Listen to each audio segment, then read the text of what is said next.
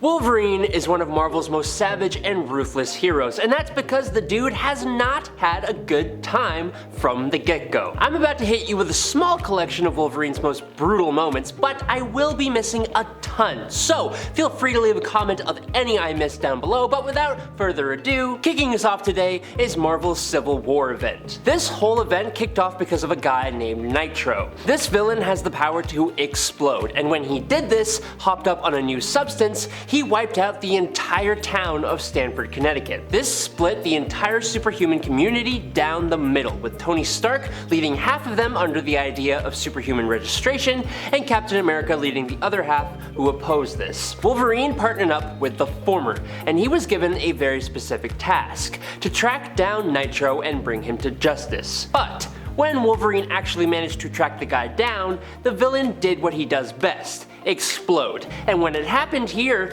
he managed to completely incinerate Wolverine down to his shiny adamantium bones. But speaking of Wolverine's shiny bones, they did in fact lose their luster at one point, and that was more than brutal enough for this list. In the 1993 crossover event Fatal Attractions, Magneto was offering mutants sanctuary on his ship, the Avalon, and recovering from the legacy virus he was planning to completely wipe out humanity, being opposed only by the X-Men. Xavier, in a special Shi'ar suit, leads the fight against Magneto on Avalon, and Magneto holds everyone off until Wolverine gets the drop on him. Wolverine makes it really close, slicing Magneto across the chest just a little bit too close for comfort, and this pushes Magneto over the edge. He basically turns the adamantium on Wolverine's skeleton into liquid and quite literally pulls it out of his body. It's gruesome. But there is actually more than one character to take on the Wolverine name. X-23's origin story was told in the 2004 miniseries X-23 Innocence Lost, which takes Laura Kinney from conception to independence, and man does she go through the ringer. Laura, unlike most of the other mutants, was created in a lab. This lab was called the Facility, and it's where attempts were being made to clone Wolverine/Weapon X from a recovered sample of his own DNA. The problem is that the sample was incomplete, resulting in constant failures. It was the work of a brilliant geneticist named Sarah Kinney that finally made the project a success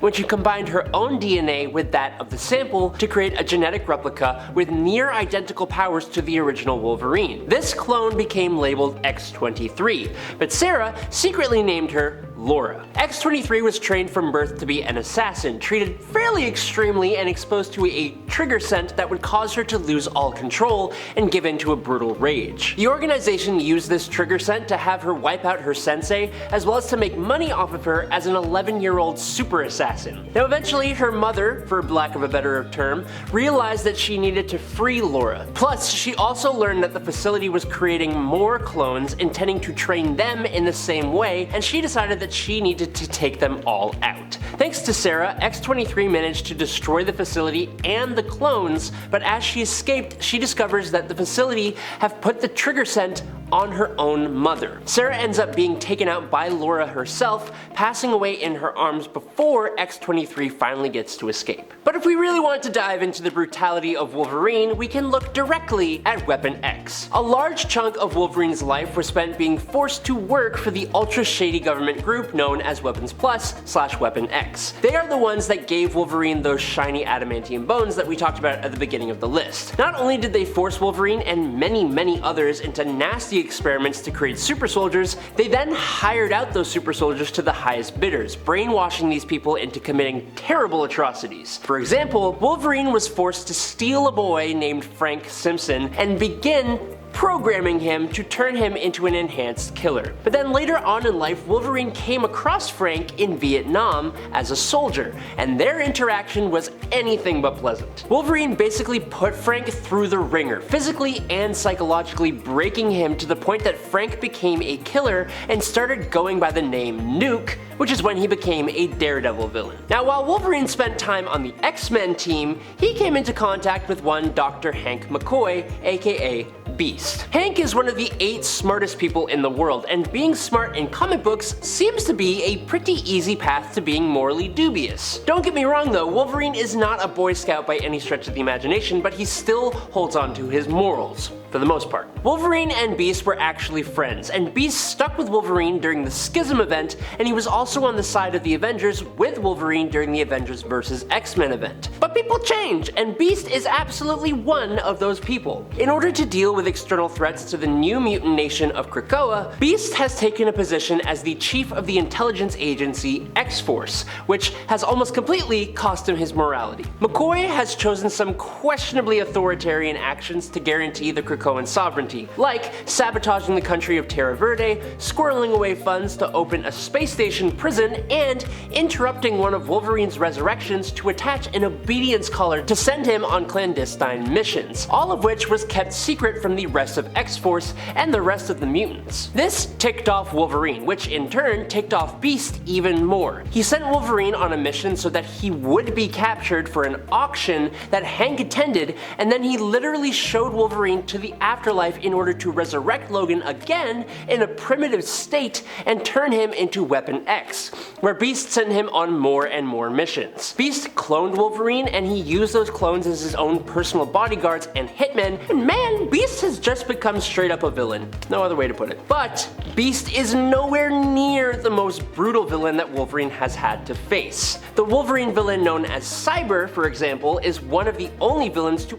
actually terrify Wolverine, with some adamantium coated skin, toxic claws, and the power to track an individual's brain. And he's like 9 feet tall. In 1994's Wolverine number 79, Cyber is tracking down Wolverine in order to claim his adamantium bones, which he wants to then make a profit from. Unfortunately, at this time, Wolverine actually doesn't have his adamantium bones because Magneto took them away. So when the fight leads to him popping his bone claws, Cyber is a little more than disappointed. But instead of just walking away after this revelation, a cannon just goes off in the distance, and this gives Wolverine the opportunity to slash Cyber across the face. But as soon as the attack happens, Cyber catches Wolverine's fist, and in one stomp, he snaps Wolverine's claws in half, very much like Sabertooth did in Wolverine Origins, like the movie. That event scarred Wolverine, but right after, it made him even question his ability to be a hero in the first place. But moving on from that,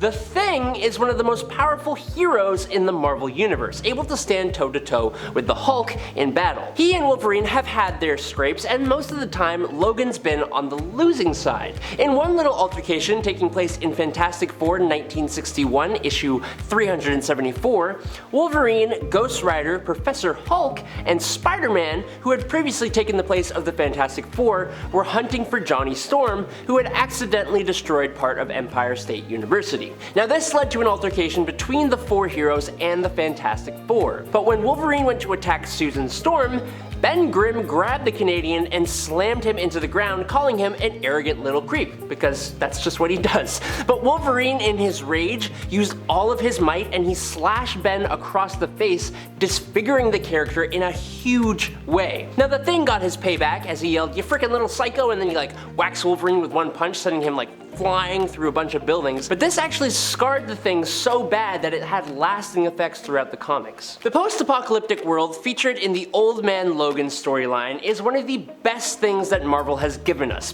But it's also one of the most brutal settings they've ever created. It all came to be when the villains decided that instead of fighting their usual villains, who they always lose to, they would instead put themselves up against whatever hero they were actually best suited to face. Now in the case of Wolverine, who is the main character here, that happened to be Mysterio. Mysterio is a master of creating illusions that trick even the senses, and he is almost always defeated by Spider-Man because of his spider sense.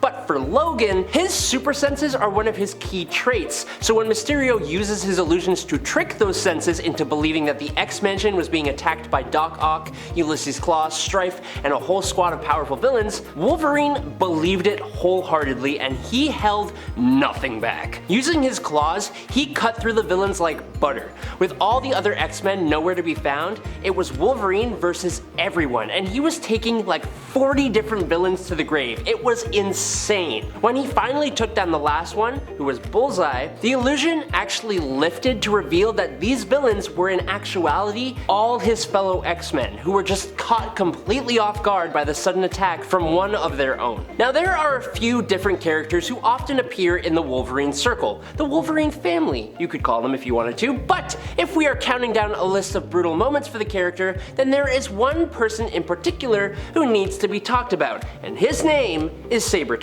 Victor Creed seems to be bad simply because he enjoys it. As a kid, he took the life of his older brother Luther over a piece of pie, and was absolutely ruthless to his younger brother Saul, who he would make a habit of putting a beat down on, particularly on Saul's birthday. When his mutant powers manifested, it only made bringing harm to others even easier for him, and he eventually took out his own father before going on a rampage through 3 Canadian provinces at just 13 years old. He would become a bit of a wanderer throughout his life, moving from different careers that allowed him to take advantage of his power in order to spill more blood. Now he eventually turned his savagery towards Wolverine, who happened to have taken the life of Saul, Sabertooth's younger brother. Sabertooth, in a really sick way, replaced Saul with Wolverine, making it his goal to make Wolverine's life a living hell. On every one of Wolverine's birthdays, he would beat Wolverine to within an inch of his life, and anyone Wolverine welcomed into his life, like those he would fall in love with,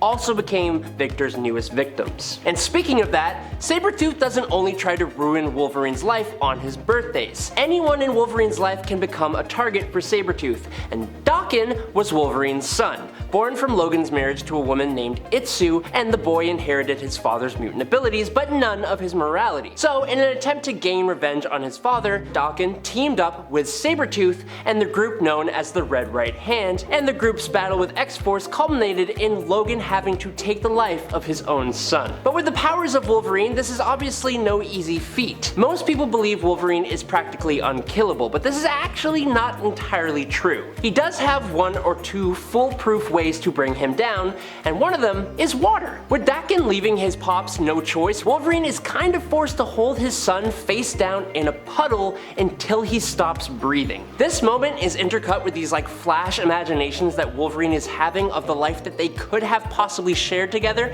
if things were a bit more normal. Now just as Daken takes his final breath and Logan mournfully is holding his son, Sabertooth appears on the scene, revealing that this has been his intention since he first partnered with Daken. Needless to say, we kinda hate Sabertooth here. And that's all I got! I'm Adam Andrews, this is Top 10 Nerd, thanks so much for watching, I'll catch you all on the flippy flop, but until then, peace out nerds.